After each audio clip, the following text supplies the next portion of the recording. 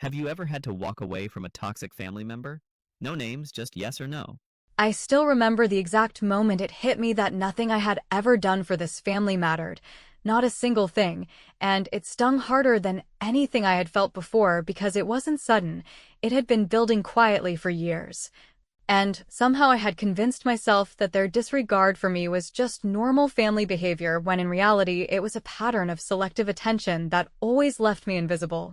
That morning, my parents told me that they had booked a vacation for Michael, my younger brother, and said, almost as if it were a favor, that they simply couldn't afford to take two of us. And I watched them casually dismiss me as if my presence had never been considered, as if the money I had contributed over the years toward family trips, school expenses, and even their little luxuries never counted for anything, and in that moment,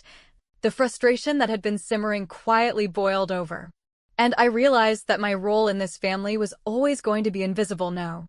Matter how much I gave, how hard I worked, or how much I sacrificed to make sure everyone else got exactly what they wanted while I was left standing at the edge of everything, quietly overlooked.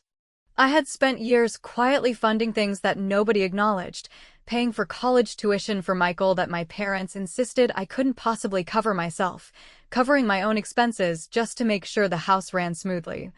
And somehow none of it was ever noticed, never once praised, and yet now, when they had the chance to include me in something as simple as a family vacation, they chose to give it all to him, and I felt the cold edge of being unwanted slice through me because it wasn't about money, it was about priority, it was about who mattered in their eyes, and suddenly the truth was unavoidable. It had never been me, they were excited to share their lives with. And I was done pretending that I could stomach that kind of inequality anymore. I remember sitting at the kitchen table that morning, trying to breathe through the tightness in my chest, listening to Michael chatter excitedly about what he would pack, the places he would see, the things he would get to experience.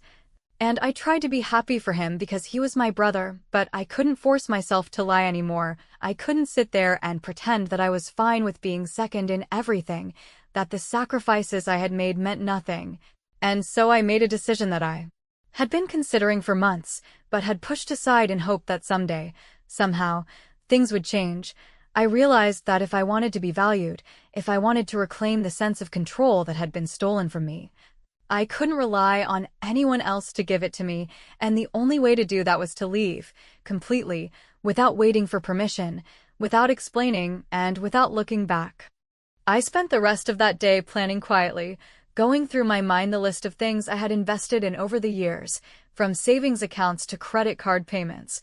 from personal purchases that ended up in family use to little gifts that had become expected staples of birthdays and holidays, and I made mental notes of what I could reclaim, what I could take with me, and how I could do it in a way that would make the point unmistakable, that would show them exactly what they had lost without ever making a scene, without ever begging or demanding recognition, and I felt an unfamiliar thrill, a sense of power that I had never allowed myself to acknowledge before, because it was one thing to be frustrated and another entirely to plan a quiet, patient, and unstoppable reclaiming of what was rightfully mine, and in that moment, I felt alive in a way that I hadn't in years. I knew the timing had to be perfect. I couldn't leave too soon because it would be noticed, too obvious, too reactive, and I couldn't drag it out because then the tension would kill the satisfaction I was aiming for, so I plotted the weeks carefully, making arrangements quietly, lining up resources, and mentally rehearsing the conversation I would never have, knowing they would call me, text me, maybe even demand answers, and knowing that I could remain calm, untouchable, and finally in control. And while the excitement of freedom was intoxicating, I also felt a cold clarity, a recognition that this wasn't just about escaping, this was about reclaiming, about asserting, about finally showing them that the years of invisibility, of sacrifices unrecognized, of favoritism ignored, had consequences that they could no longer control or ignore. And the thought of watching them slowly realize it without me ever apologizing for leaving felt like the closest thing to justice I had ever imagined.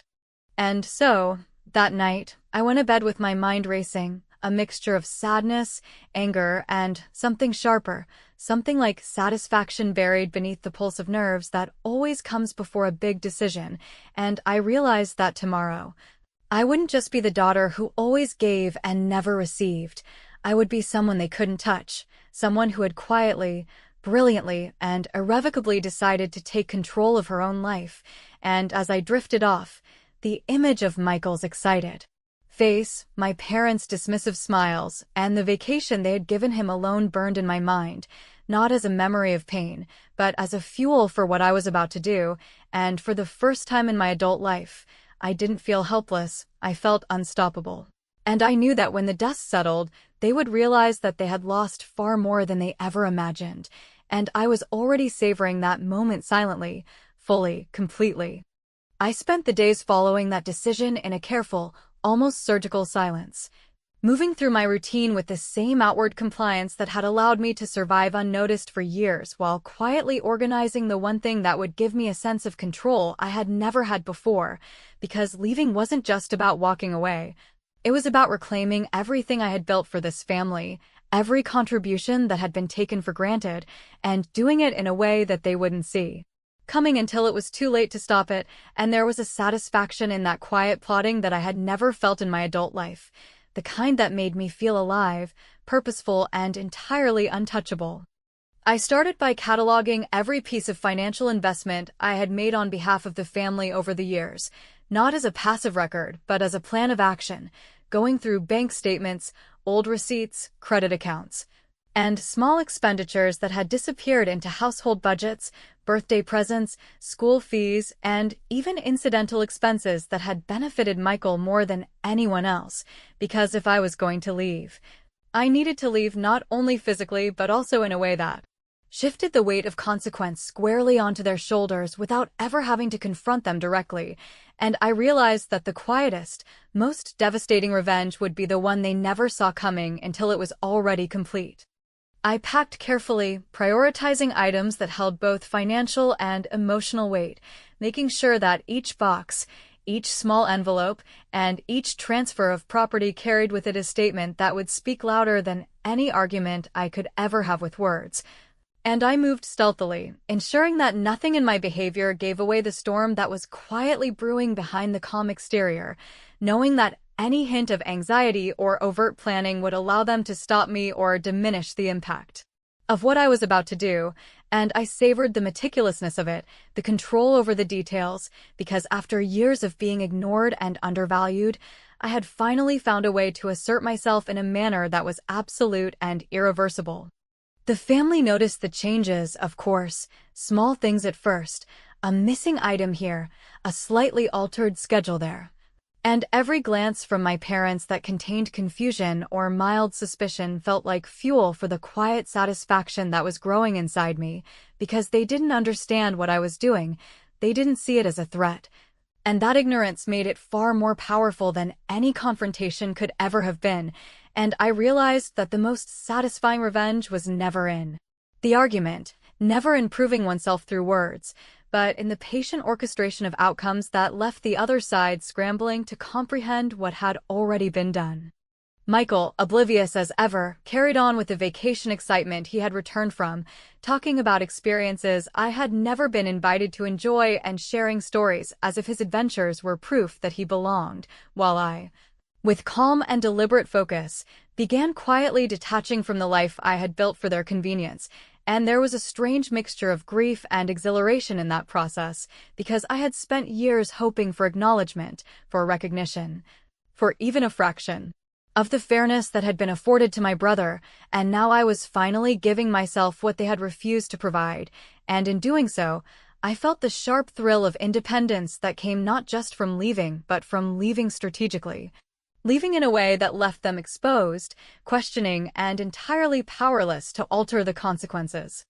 I knew the timeline had to be perfect. I couldn't leave too abruptly, which would tip them off, and I couldn't drag it out, which would diminish the impact, so I moved with precision, lining up accounts, arranging for the retrieval of assets,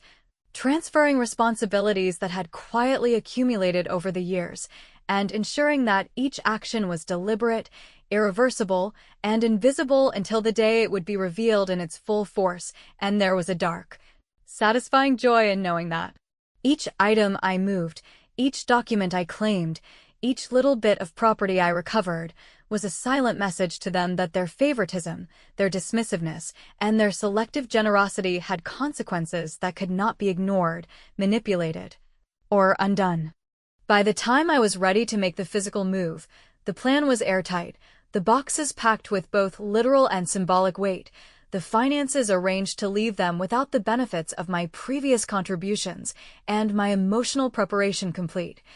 And when I walked out the door that morning, it was not with panic or shame, but with the quiet pride of someone who had finally taken what had always been hers, who had outsmarted the people who had consistently undervalued her, and who knew that when the dust settled, the realization of what had been lost would hit them harder than anything I could have ever said. And as I closed the door behind me, leaving the house in its normal chaos, it occurred to me that the first true moment of liberation I had ever experienced in my life came not from confrontation, not from argument, and not from permission, but from the patient, deliberate, and unstoppable execution of a plan that had been quietly growing for years. By the time the plane landed, and I had set foot in my temporary apartment, a place that was small but mine entirely, the first rush of relief had already begun to settle in. But it was immediately replaced by the sharp awareness that leaving was only half the battle, and that the real power lay not in the physical act of walking away, but in the quiet, almost invisible ways my absence would begin to unravel the assumptions my family had built around my presence, the things they had taken for granted, and the contributions they had assumed were unending and unquestionable, because finally, for the first time in years, I had made myself absent in a way that demanded attention without me ever having to say a single word. The first email came while I was unpacking, a thinly veiled message from my mother, the kind of note that pretended casualness while dripping with guilt and expectation, asking if I had arrived safely and if I had everything I needed, and I read it once, twice, and then decided not to respond immediately, knowing that every hour of silence was a small victory in itself, a quiet demonstration that I was no longer obligated to soothe their discomfort,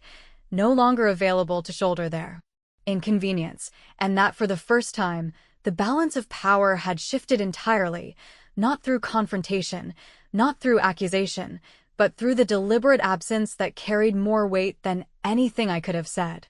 Meanwhile, back at home, Michael was already feeling the impact of his parents' selective generosity, although he had no idea why, because my parents began to realize that the contributions I had quietly made over the years, the credit balances I had paid down, the utilities I had managed without complaint, the little things that kept the household functioning smoothly, were suddenly missing, and chaos was creeping into their meticulously maintained routines in ways that were subtle but unmistakable, and the panic in my father's voice when he called Michael for advice about bills that had inexplicably doubled was a sound I would remember for years, because it was the first audible confirmation that my plan was working exactly as I had intended, that leaving was not simply about escape, it was about demonstrating the cost of being invisible. The cost of treating someone who gave everything like they owed nothing in return. I spent the days quietly settling into a new rhythm, checking balances, making sure that everything I had reclaimed was secured and untouchable, moving deliberately through accounts and items I had long been told were untouchable. And the satisfaction that grew from each completed action was unlike anything I had ever experienced, because for the first time, every decision, every dollar, every effort I had ever put into this family had been converted into agency, into control, and into a slow, inevitable awareness on their side that the resources they had relied on without acknowledgement were no longer available, and with each call from my mother that I did not return, with each frustrated text from my father, the quiet thrill of watching their certainty crumble from a distance was almost addictive, a stark contrast to the years of dismissals and invisible sacrifices I had endured. At the same time, I began to notice the subtle shifts in my own mind, the way freedom tasted differently than I had imagined, not exhilarating in a simple sense, but sharp, precise, and charged with a sense of purpose that had been denied me for decades. Because for every item I reclaimed, for every account I managed to remove from their control, I was rewriting the rules of how they would see me, how they would measure me, and the realization that I could influence them from a distance, that I could dismantle the assumptions of entitlement and superiority they had built around me without ever speaking to them directly, was far more intoxicating than any argument or confrontation could have been. And I understood fully for the first time that this was not about vengeance in a petty sense, but about taking what was mine and ensuring that the value of my contributions would be acknowledged, if only by the void my absence created. As the first week passed, the calls and texts grew more frequent, increasingly desperate, filled with confusion, guilt, and thinly veiled accusations that tried to mask the panic they were feeling, and I continued my silence strategically. Knowing that every unanswered question, every delay in responding, was a small blow, a ripple that was growing into a wave that would eventually crash against the complacency they had long taken for granted, and the knowledge that they were beginning to understand, even in small, fumbling ways, that I had left for good, that I had removed my presence and my contributions in one clean, irreversible movement, was a satisfaction unlike anything I had imagined, because for the first time, they were realizing that being ignored, undervalued, and dismissed had a cost, and that cost was mine to assign, and assign it I would, slowly, deliberately, and without hesitation. By the end of the week, the first cracks had fully emerged. Arguments over finances erupted that had never existed before. Michael was struggling to understand why the routines he relied on were now unpredictable. And my parents' polite facades were beginning to crumble under the pressure of suddenly realizing that their assumptions about control, privilege, and loyalty were entirely dependent on me being there, and I watched it all unfold quietly from my new life, sipping my coffee, feeling the rare, thrilling mixture of triumph, relief, and vindication, because I had not only escaped but had begun the slow, deliberate process of ensuring that my absence was more powerful than any presence I could have offered. And as I sat there, I knew with certainty that the real satisfaction had only just begun, that the game was far from over, and that the final move, the one that would leave them completely speechless, was still waiting for me in the weeks to come.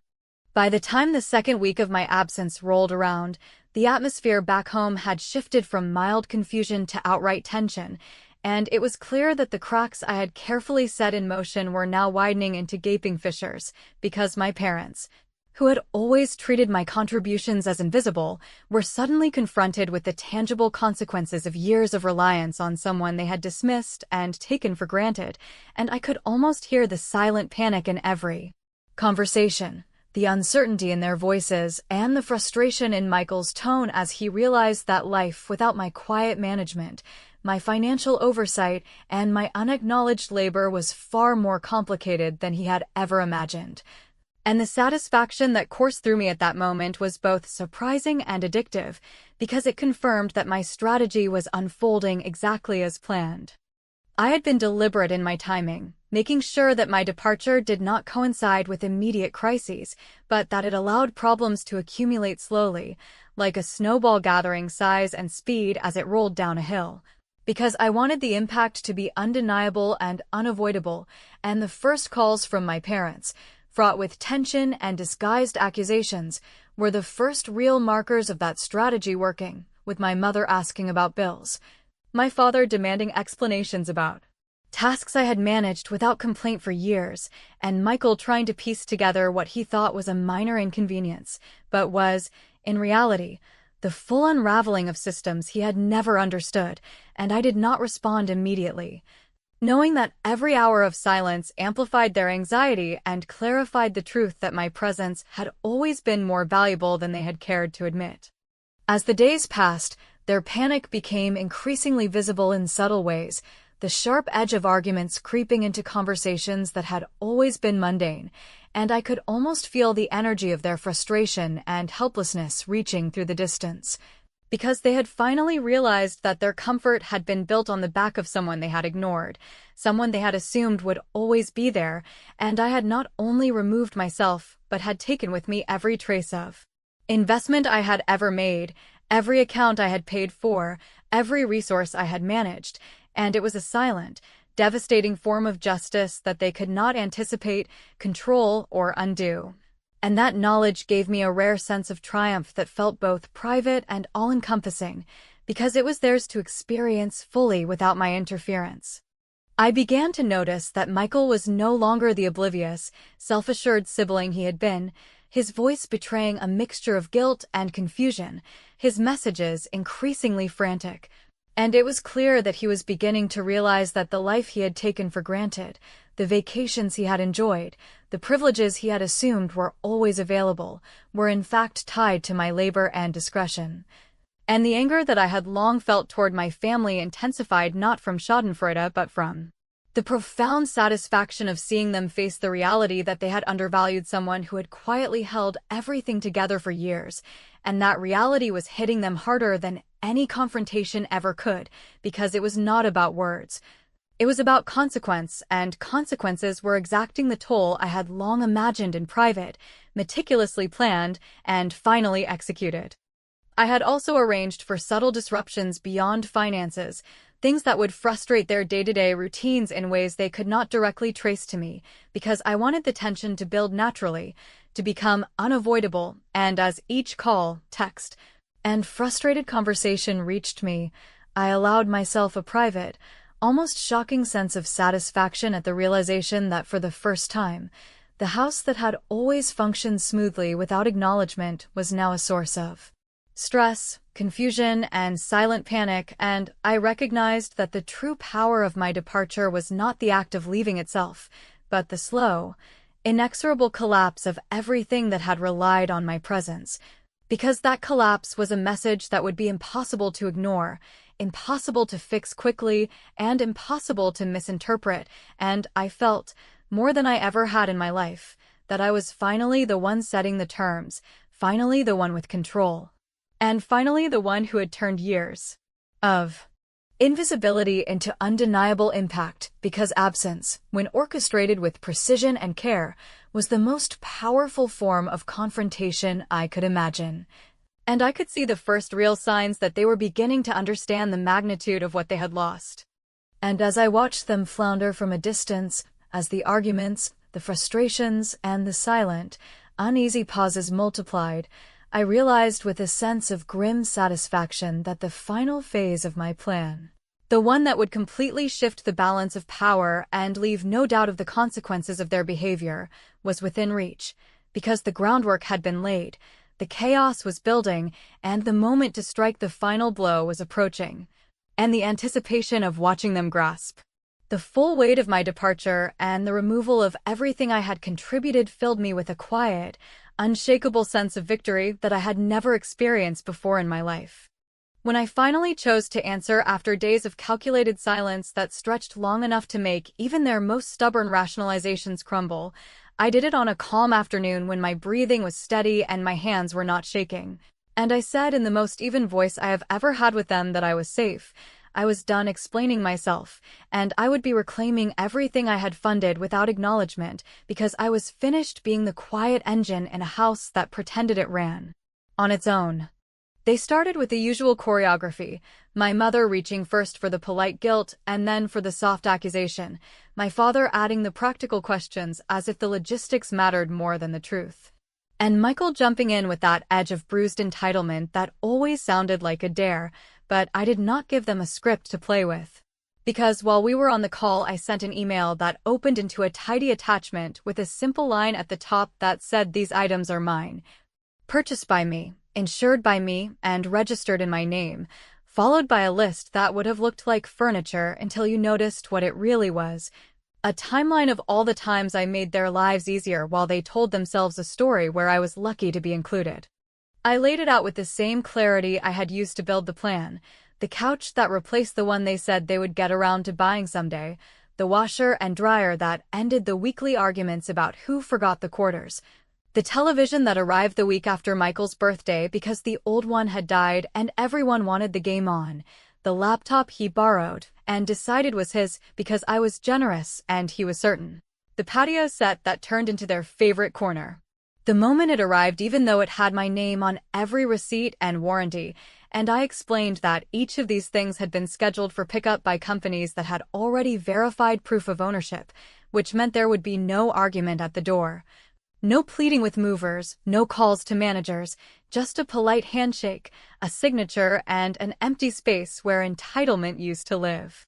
I told them that the utilities I had quietly managed would no longer be running on my cards, that the family phone plan would no longer autopay into a black hole where gratitude never lived, that the streaming and cloud storage and insurance add-ons that made life comfortable had already been transferred into my sole profile or canceled entirely, and that any benefits tied to my employment or accounts were no longer available to anyone who had used them without ever asking how they existed, and in the quiet that followed, I could hear the shape of their panic, a sudden understanding that convenience had a name, and that name was mine. When my mother tried the old story about family loyalty and sacrifice, I reminded her, in a voice that surprised even me with its steadiness, that loyalty without reciprocity is just labor dressed up as love. That sacrifice without notice is a habit other people learn to expect, and that I was not punishing anyone, I was simply declining to continue a contract I never signed. And when my father asked whether I really intended to take the car Michael drove to work, I told him what he already knew and never acknowledged, that the title was in my name because I had paid for it, that the spare key was already in the hand of a driver who would be there before dinner, and that if Michael wanted a car, he could get one the way I did, by paying for it with money he earned, not with my patience. I could hear Michael trying to turn anger into authority, telling me I was ruining things I could never understand, and I told him with a kind of tired kindness that almost made me laugh that he had understood it perfectly all along, because he had always understood where the softness in his life came from, and he had simply refused to call it what it was, my work, my money, my time, and that he would be fine in the way people get fine when they finally run out of other people's cushions, and that if he wanted advice, I had one piece, which was to learn how to say thank you before life makes you learn how to say I am sorry. I did not hang up in triumph or anger. I closed the call when the conversation turned into loops I would not walk anymore, and I followed it with one last message that held nothing dramatic, just a short paragraph with the pickup schedule. The storage address where I had placed a small box of family photographs carefully scanned and duplicated, and a final boundary that said I would talk when apologies arrived without conditions and when plans came with actions that matched the words, because I was no longer interested in being the evidence that made them feel generous when they were not.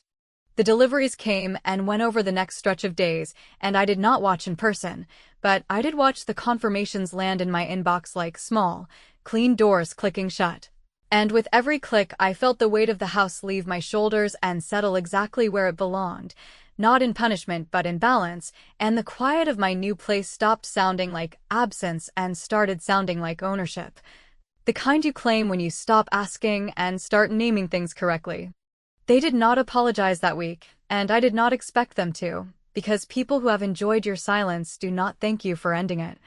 Yet I could tell from the messages that started to slow and then soften that a new understanding had arrived in the home I no longer lived in, an understanding that I was not a spare option or a second child or a permanent safety net.